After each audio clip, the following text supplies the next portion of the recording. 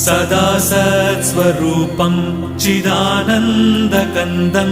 जगत्सम्भवस्थानसंहारहेतुं स्वभक्तेच्छया मानुषं दर्शयन्तं नमामीश्वरं सद्गुरुं साईनाथं नमामीश्वरं सद्गुरुं साईनाथं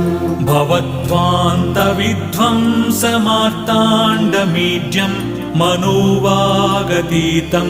मुनिर्ध्यानगम्यं जगद्व्यापकं निर्मलं निर्गुणं त्वां नमामीश्वरं सद्गुरुं साईनाथं नमामीश्वरं सद्गुरुं साईनाथं भवाम्बोधिमग्नार्दितानां जनानां स्वपादाश्रितानां